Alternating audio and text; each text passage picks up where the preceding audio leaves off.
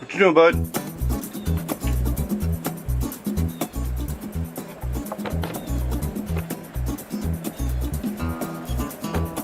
What you doing? Did you come to help?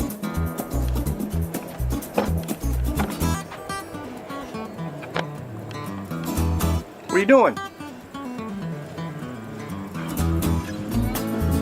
Alright, let me get to work. Alright, this is a twin leading shoe Triumph. I think BSA used them too.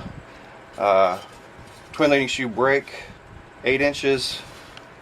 This is a pretty rough one. I picked up a couple of these.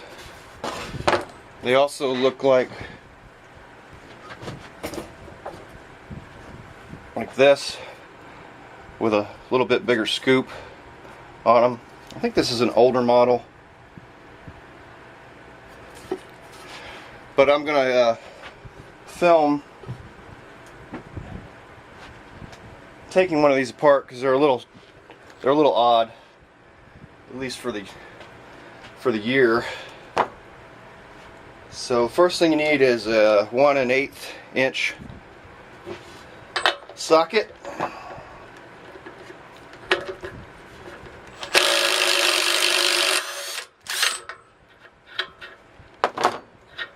Get that nut off. I picked these up with a bunch of other parts, all in about the same condition, but there'll be some good stuff in there. Next thing is to get the snap ring out of the other side, and it's pretty rusted in there.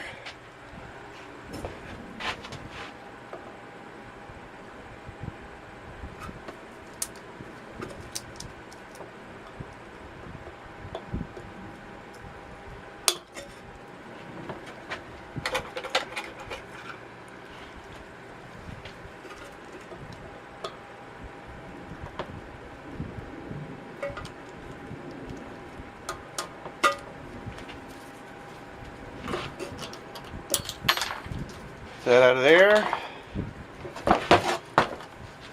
and then we can knock it from this side. Copper or a brass hammer.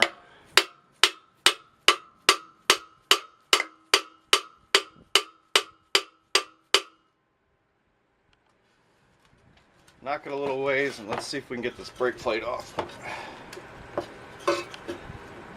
Nope. See if I can get the brake to move.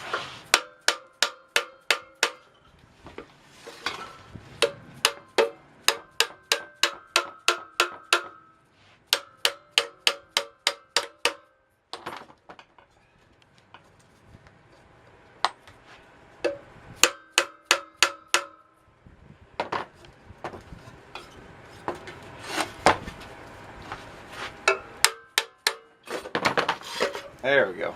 All right. The reason they call this twin leading shoe is because both sides rotate, as opposed to just one side pushing out. They both push out at the same time. Twin leading shoe. This one has obviously seen better days, but skim on the lathe, and that's probably fine. Next thing I want to do is remove this nut. This one actually says left hand on it. I've seen them before that don't say left hand. That's nice, actually.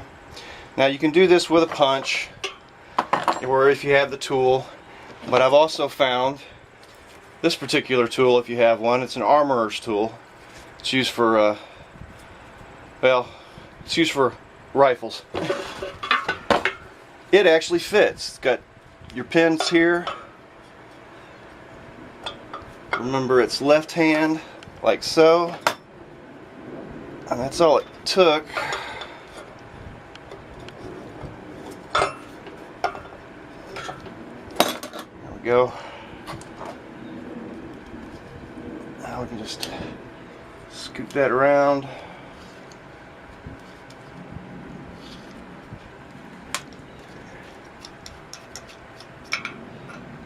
comes right out. There's your bearing. It's like there's some water got in there. The grease looks a little wet. Alright, now you want to pound from this side to pound that bearing out of there and the axle.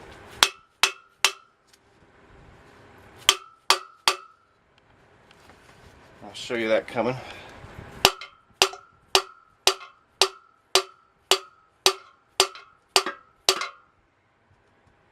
Can't pound very well with my left hand.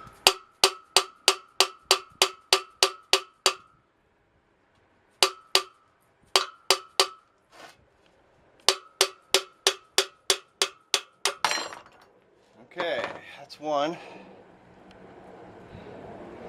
You could also press this out. This won't fit in my press, it's too wide, so that's not an option here.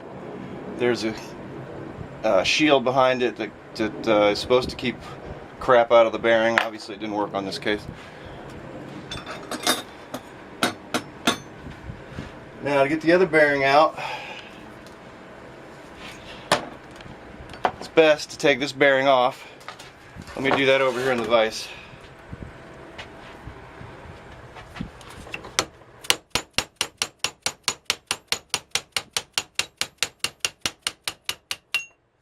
Like so. Then we'll take it,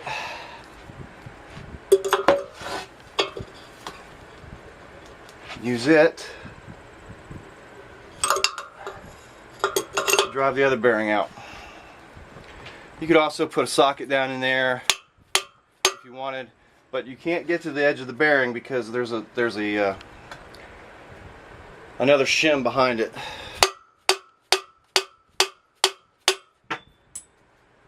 And there went the bearing keeper. As you can see, we can see the bearing now.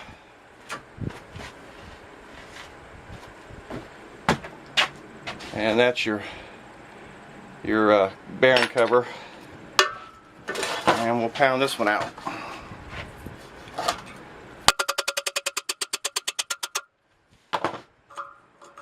And you notice that the axle does not actually pass completely through. That's why you got to go, it's better to go the other direction first.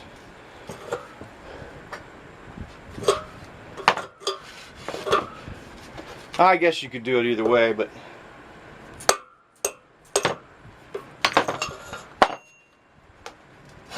so we'll get that bearing out of there.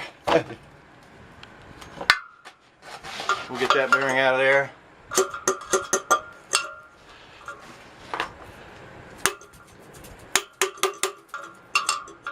Now I'm just kind of using the axle to hit the bearing on the edges.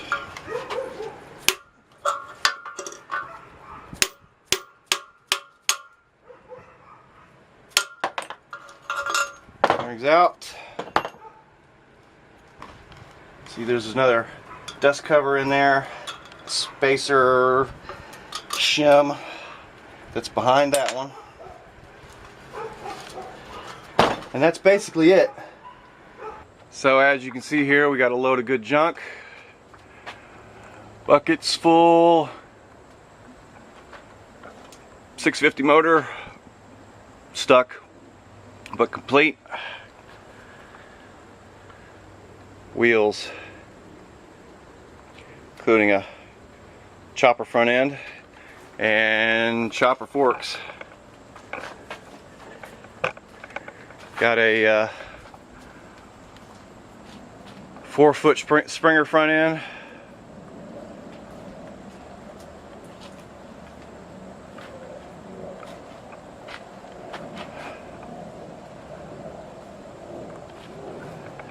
Got some more underneath, got another bottom end, got some pipes, swing arms.